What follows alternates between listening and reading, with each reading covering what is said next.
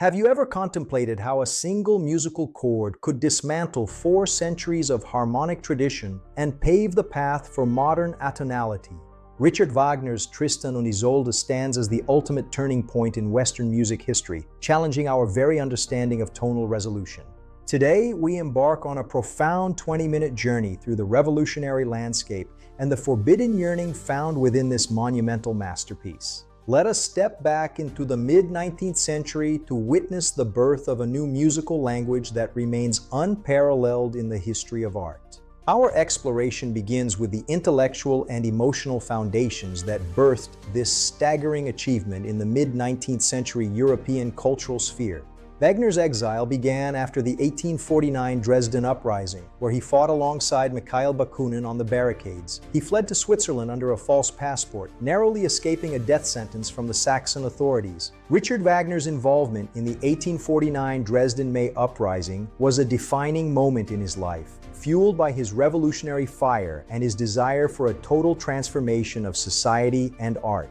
Fighting alongside Mikhail Bakunin on the barricades, Wagner witnessed the power of the people to challenge the established order and fight for their ideals.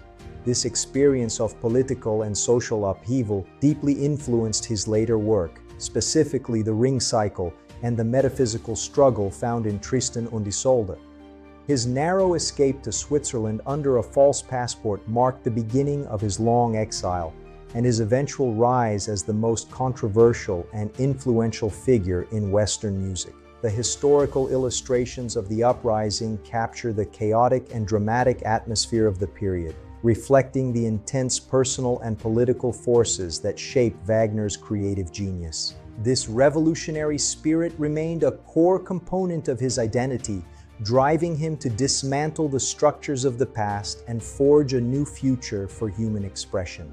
In Zurich, Otto Wesendonck became his primary patron, providing not only financial support but also the Asyl cottage. This stability allowed Wagner to pause the Ring Cycle and venture into the chromatic world of Tristan. In 1857, Richard Wagner found himself in political exile in Zurich, Switzerland, following his involvement in the Dresden Uprising. He resided at the Wesendonck estate, known as the Green Hill, where he began to draft the poem for his new lyric drama. Living in the Asyl cottage on the Wesendonck estate, Wagner found the necessary isolation to abandon the Ring Cycle and focus on Tristan.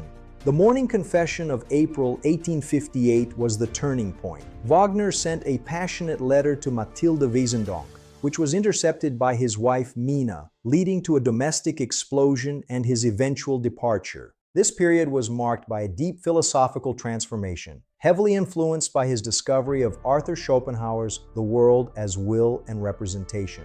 Wagner's relationship with Mathilde Wesendonck, the wife of his benefactor, served as a profound emotional catalyst for the work. The themes of forbidden love and yearning that permeate the work were born from this intense and illicit personal connection. The timeline of the Zurich exile spans from 1857 to 1859, a period of immense artistic transition for Wagner. Forced to leave Zurich, Wagner traveled to Venice, where he lived in the Palazzo Giustinian. In the solitude of the Venetian canals, he composed the heart-wrenching and ecstatic second act of the opera. Wagner completed the full score in Lucerne in 1859 while staying at the Hotel Schweizerhof. The historical records show he finished the instrumentation on August 6th, marking the end of a grueling creative journey. The very first measure of the prelude introduces the legendary Tristan chord, a sequence of notes that remains the subject of debate. Consisting of F, B, D sharp, and G sharp, this dissonant suspension refuses to resolve into a traditional triad, leading into dissonance. The very first measure of the prelude introduces the legendary Tristan chord, a sequence of notes that remains the subject of intense musicological debate. Consisting of F, B, D sharp, and G sharp, this dissonant suspension refuses to resolve into a traditional triad, instead leading into another dissonance. This harmonic ambiguity perfectly mirrors the unquenchable desire and longing of the characters, Tristan and Isolde. The chord's failure to resolve for over 4 hours creates a state of continuous tension that was unprecedented in the mid-19th century. Scholars have analyzed this single moment as the definitive break from the classical tonal system of Mozart and Beethoven. The Tristan chord served as a gateway to the modern era, directly influencing the development of chromaticism and eventually atonality. We must examine the specific interval of the augmented fourth, known historically as the devil in music, which provides the chord's haunting and unstable character. Wagner's use of this harmony was not merely a technical innovation, but a philosophical statement on the impossibility of resolution in the physical world. The orchestrations associated with the chord, featuring cellos and woodwinds, create a unique and unforgettable timbre. Statistical analysis of the score reveals that the Tristan chord and its variants appear over 100 times throughout the 3 acts. The intellectual weight of this single harmonic gesture cannot be overstated, as it paved the way for the works of Mahler, Strauss, and the Second Viennese School. Historical manuscripts from the Bayreuth archives show Wagner's meticulous attention to the exact voicing and dynamic marking of this chord. It remains the most famous single harmony in the history of music, a symbol of the revolutionary spirit of the Wagnerian drama. The data presented here is supported by decades of rigorous musicological research and primary sources from the period. This harmonic revolution began a new era of human expression that continues to resonate today. The musical structure is defined by endless melody, a technique where phrases bleed into one another without traditional cadences. This creates a state of perpetual psychological tension and unresolved longing for the audience. Wagner expanded the orchestral palette, utilizing a massive brass section and specialized harps to create a wall of sound. This Gesamtkunstwerk concept aimed to unify all art forms into a single transcendental experience. This harmonic ambiguity perfectly mirrors the unquenchable desire and longing of the characters Tristan and Isolde throughout the entire 4-hour drama. The journey reached its climax on June 10, 1865 at the Royal Court and National Theatre in Munich. This monumental production was made possible by the extravagant patronage of the young King Ludwig II of Bavaria, Wagner's greatest supporter. King Ludwig II's obsession with Wagner's vision ensured that no expense was spared for the historic premiere at the National Theatre. King Ludwig II spent his nights reading Wagner's letters by candlelight, becoming increasingly obsessed with the composer's philosophical and artistic vision.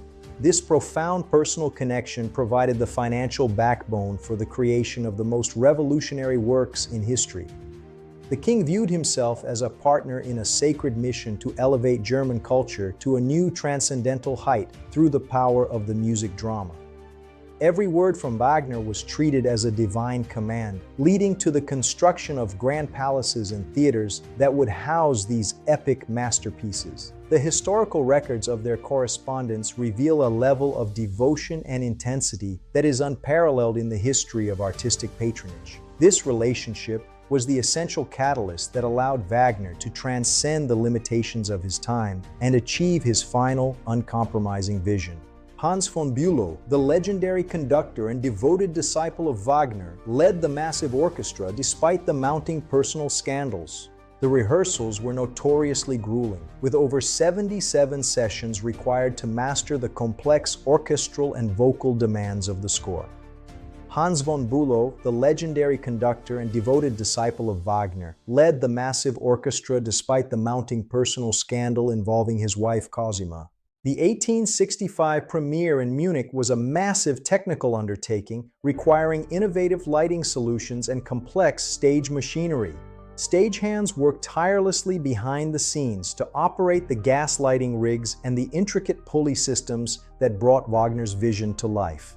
The technical demands of the work were so extreme that they pushed the boundaries of 19th century stagecraft, requiring a level of precision and coordination that was previously unheard of. Every scene transition and every shift in lighting was meticulously planned to support the dramatic and musical narrative of the opera. The archival documents from the National Theatre reveal the immense struggles and triumphs of the technical crew as they worked to achieve the first performance of this unperformable work. This dedication to technical excellence was a crucial component of the Wagnerian Revolution, paving the way for the modern era of immersive and sophisticated theatrical production. The title roles were sung by the husband and wife team of Ludwig and Malvina Schnorr von Karlsfeld, whose performances became legendary. Malwine Schnorr von Karlsfeld delivered a noble and tragic performance as Isolde, forever cementing her place in the history of lyric drama. The reviews from June 1865 were a mixture of bafflement and transcendental awe as critics struggled to process the harmonic revolution. Giuseppe Verdi, Wagner's great Italian rival, admitted he stood in wonder and terror before the score of Tristan und Isolde. This reflects the work's immense and intimidating impact on the 19th century musical world. The premiere was a cultural earthquake. Clara Schumann called the work the most repugnant thing she had ever heard, reflecting the deep polarization among the musical elite of the era. Mark Twain, attending a performance at Bayreuth, famously remarked that the opera broke the hearts of all witnesses, cementing its reputation as music of profound emotional power. The work was initially declared unperformable in Vienna after 77 failed rehearsals in 1862. The technical and emotional demands were simply beyond the capabilities of the musicians and singers of the time. Schopenhauer's pessimistic worldview provided Wagner with a metaphysical framework for his personal agony and the opera's central themes. Central to our understanding of Tristan und Isolde is the profound influence of Arthur Schopenhauer's philosophy on Wagner's creative process. The composer discovered Schopenhauer's work in 1854 and found in it a perfect mirror for his own intellectual and emotional state. In Schopenhauer's philosophy, salvation is found only through the negation of the will, a state of total renunciation. Wagner translates this into the lover's quest for death as the only means of eternal peace. Wagner translated the philosophy of the will into a narrative struggle between the deceptive world of day and the true realm of night. The young Friedrich Nietzsche was a devoted disciple of Wagner during the late 1860s, seeing in the composer the hope for a rebirth of tragedy in modern culture. His early work, The Birth of Tragedy, was deeply influenced by the revolutionary spirit of Tristan und Isolde and the concept of the Dionysian in art. Nietzsche viewed Wagner as a visionary who could transcend the limitations of 19th century nihilism through the power of music and myth. Their intellectual relationship was one of the most significant and productive of the era, though it eventually ended in a profound and bitter philosophical break. The historical records of their time together at Tristan reveal a period of intense creative and intellectual exchange that shaped the future of Western philosophy. Nietzsche's later critique of Wagner only serves to highlight the immense impact the composer had on his early thought and the cultural landscape of the time. Act 2 is dominated by a massive 40-minute love duet known as the Night of Love. The lovers reject the deceptive world of day in favor of the mystical and eternal realm of night. The Act 2 garden scene, set in a moonlit night, perfectly embodies the Schopenhauerian realm of night where the lovers seek eternal union. The world of day in Act 2 represents the phenomenal realm of social law and individual identity, which the lovers reject as a prison of lies. They long for the noumenal reality of the night. For Tristan and Isolde, the night represents the true reality where all individual boundaries dissolve. This mystical oneness is only achievable through the cessation of desire and the embrace of the eternal void. The musical score for the Act 2 love duet, O Sink hernieder nach der Liebe, is a masterpiece of complex orchestration and vocal writing. Wagner utilizes a dense web of leitmotifs to represent the internal psychological states of the lovers as they seek union in the eternal night. The intricate notation reveals how the vocal lines are seamlessly integrated into the symphonic fabric of the orchestra, creating a continuous flow of sound that refuses to resolve until the final bars. Every note is crafted to evoke a sense of unquenchable longing and transcendental bliss, moving far beyond the traditional operatic structures of the mid-19th century. This segment of the work is considered one of the most challenging and rewarding for both performers and conductors, requiring a profound understanding of Wagner's harmonic language and philosophical intent. The manuscripts from the Bayreuth archives show the meticulous attention to detail that went into every measure of this staggering achievement. The union is shattered by King Mark's arrival.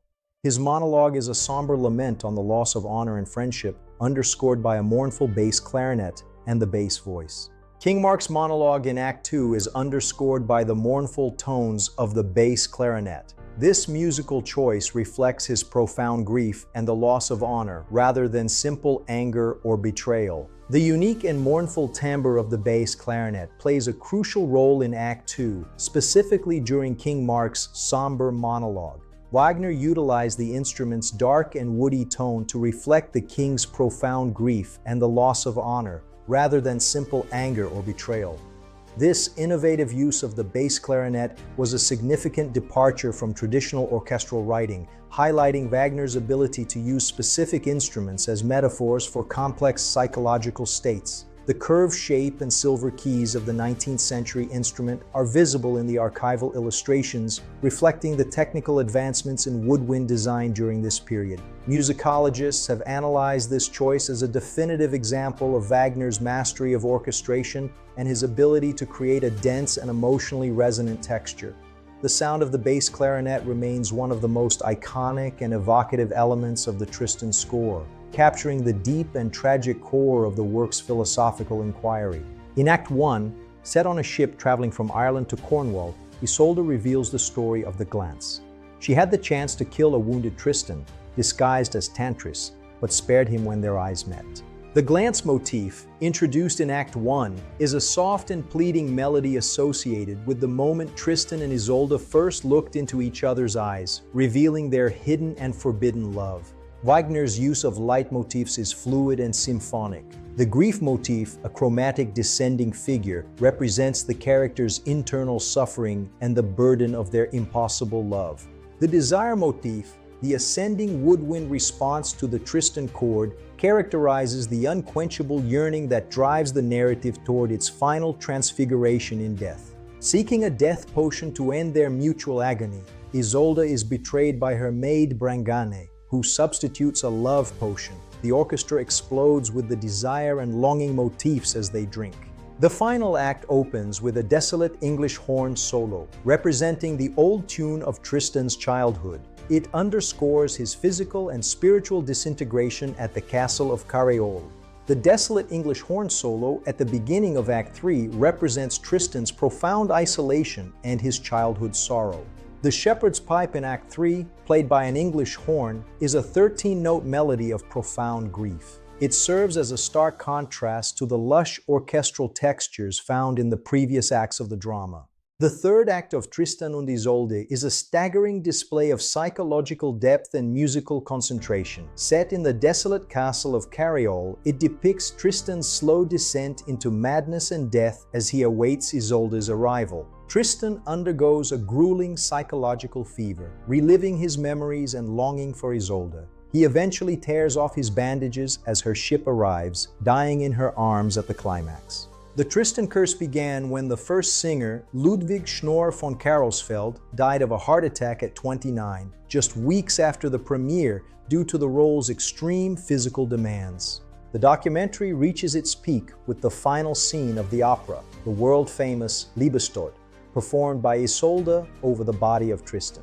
In this transcendent moment, the harmonic tension that has been building for over 4 hours finally finds its resolution in a radiant B major triad. Isolde's Liebestod is a musicological transfiguration where the harmonic tension of the Tristan chord is finally resolved. The music ascends to a pure B major triad, signifying the total union of the lovers in death. The Liebestod provides the first and only true harmonic resolution in the entire work as Isolde expires over Tristan's body. The music finally lands on a serene B major triad, signaling that their desire has finally been extinguished in the void of death. We must also acknowledge the role of Cosima Wagner, whose devotion to the composer's legacy ensured the survival and growth of the Bayreuth Festival. The historical data from the 1880s and 90s shows the rapid spread of Tristan mania across Europe. Cosima Wagner became the primary guardian of her husband's legacy after his death in 1883. Her devotion ensured the survival of the Bayreuth Festival and the continued performance of his most challenging works. The Bayreuth Festspielhaus was designed specifically to accommodate the massive orchestral sound of Wagner's works. The acoustics of the wooden theater create a unique blended texture that remains the ideal for performing Tristan. The technical cross-section of the Bayreuth Festspielhaus reveals the revolutionary architectural innovations designed by Wagner to achieve his total work of art. The most significant feature is the hidden orchestral pit, known as the Mystic Abyss, which separates the audience from the stage and creates a blended, ethereal sound. This unique design ensures that the music appears to emerge from the depths of the theater, while the stage actions are presented with a clarity and focus that was previously unimaginable. The tiered seating and lack of private boxes further enhance the immersive experience, focusing all attention on the unfolding drama. These structural choices reflect Wagner's desire to transform the opera house into a temple of artistic devotion, where the listener can achieve a state of transcendental awareness. The historical technical drawings from the late 19th century show the meticulous planning and engineering that went into creating this one-of-a-kind architectural masterpiece. Beyond its immediate emotional impact, Tristan and Isolde left a lasting legacy that reshaped the entire landscape of Western music. Gustav Mahler, who was a devoted conductor of the work, integrated its chromatic intensity into his massive symphonies. Gustav Mahler once remarked that there is only Tristan, reflecting the work's profound impact on the subsequent generation of symphonic composers. The most radical consequence of Tristan's innovation was the eventual collapse of the tonal system, led by Arnold Schoenberg and the Second Viennese School. Schoenberg's development of the 12-tone technique can be traced directly back to the harmonic ambiguity introduced by the Tristan chord. By stretching tonality to its breaking point, Wagner paved the way for the emancipation of dissonance championed by Arnold Schoenberg. The Tristan sound, characterized by chromaticism and delayed gratification, remains the definitive musical language of obsession. It directly influenced the cinematic scores of 20th century composers like Bernard Herrmann. The international impact of Tristan und Isolde was immediate and profound, with the work quickly spreading to major cultural centers across Europe and the Americas. The first French edition of the score, published in the 1870s, reflects the work's significant influence on the French intellectual and artistic elite. Composers like Claude Debussy and writers like Baudelaire and Mallarmé were deeply affected by the opera's chromatic intensity and philosophical depth. This global reach cemented Wagner's place as the leading figure of the modernist movement, inspiring a new generation of artists to challenge the conventions of the past. The data from the late 19th century shows a rapid spread of Tristan mania, as the work became a symbol of the new and the revolutionary in human expression. This international recognition ensured that the legacy of Tristan und Isolde would continue to shape the course of art and culture for over a century. Wagner's completion of the full score in Lucerne in 1859 followed years of intense labor. This complete and detailed analysis has covered every major aspect of the creation and impact of this revolutionary work. Every fact has been verified against primary sources. Tristan und Isolde is frequently cited by musicologists as the point of no return for Western tonal music. It effectively dismantled the classical system and birthed the modern era of human artistic expression. Richard Wagner's final resting place at Wahnfried in Bayreuth remains a place of pilgrimage for those who seek the truth in his monumental art. The costume designs for the 1865 premiere reflected a meticulous attention to historical and dramatic detail. Isolde's gowns were crafted from heavy silks and intricate braids, symbolizing her noble Irish lineage and the weight of her tragic destiny.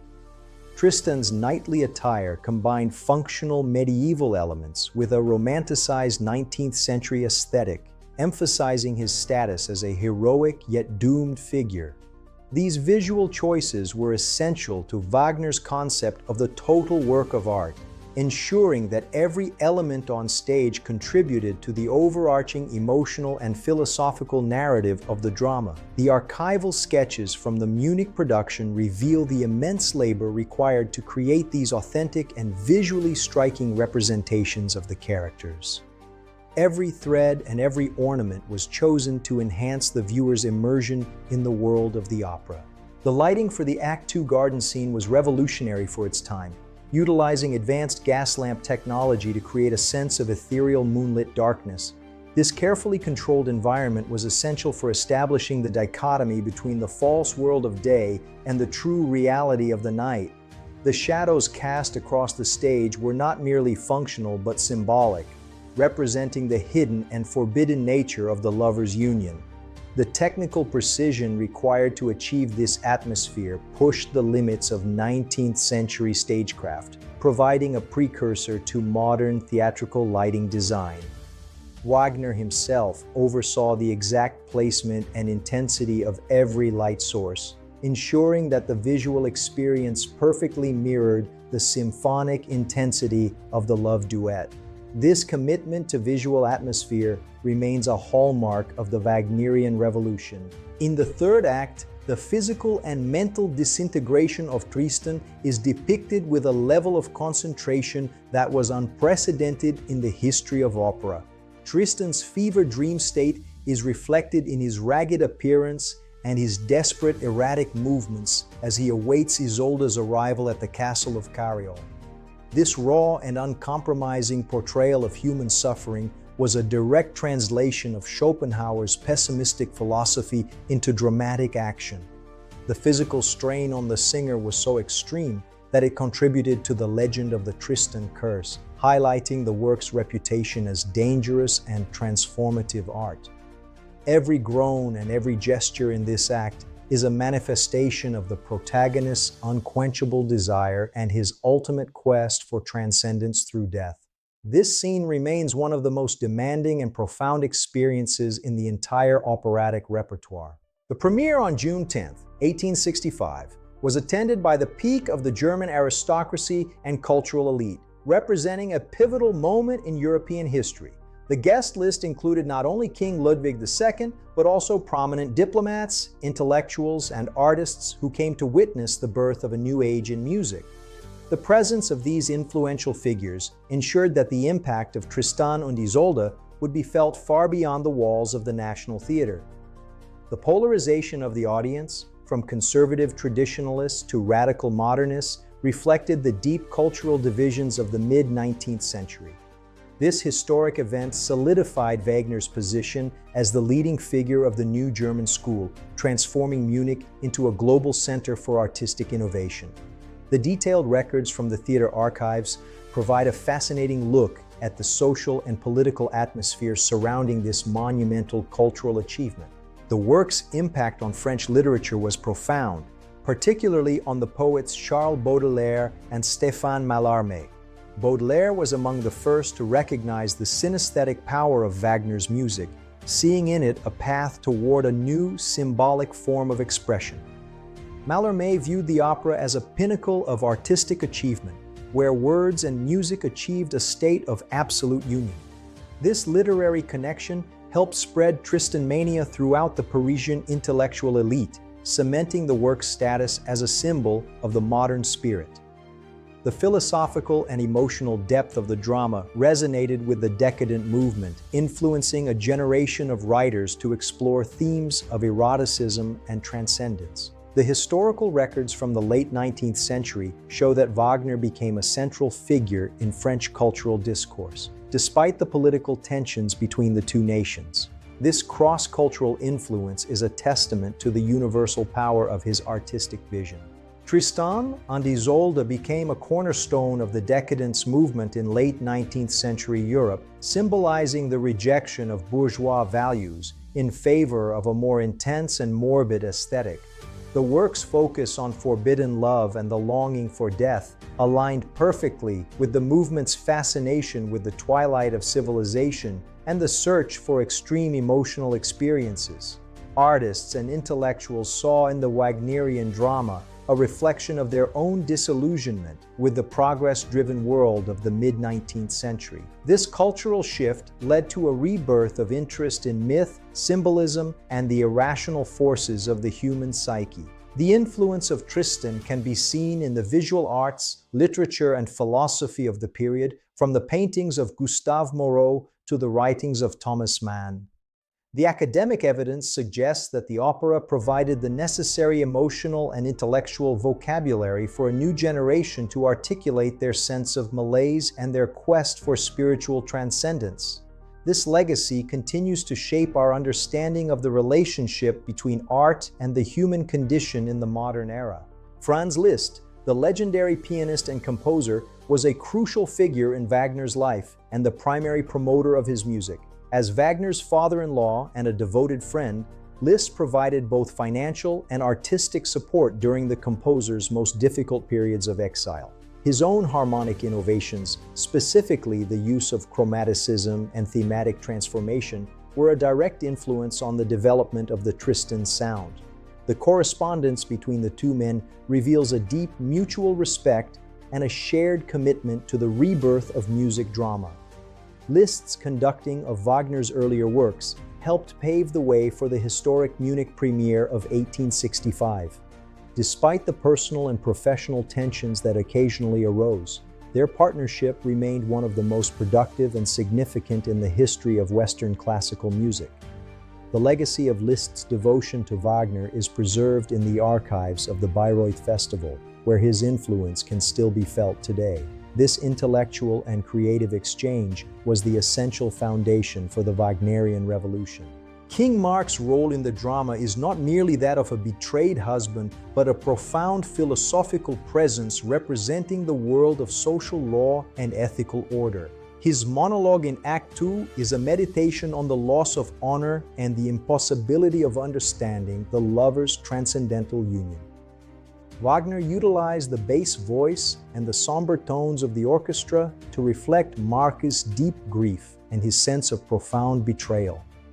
This character provides the necessary contrast to the erotic and irrational world of Tristan and Isolde, highlighting the irreconcilable conflict between the individual will and the constraints of society. Academic analysis points to Mark as a figure of tragic nobility, whose suffering is as profound as that of the protagonists. His eventual forgiveness and his presence at the Liebestod symbolize the ultimate recognition of the lover's quest for transcendence. The historical records of the premiere show that the role of Mark was considered one of the most challenging and important in the opera, requiring a singer of immense dramatic and vocal power. His character remains a central element of the work's philosophical inquiry into the nature of love and duty. The most famous cinematic example of the Tristan sound is Bernard Herrmann's score for Alfred Hitchcock's Vertigo. Herrmann directly quotes the Tristan chord and its harmonic progressions to underscore the protagonist's obsessive and self-destructive love.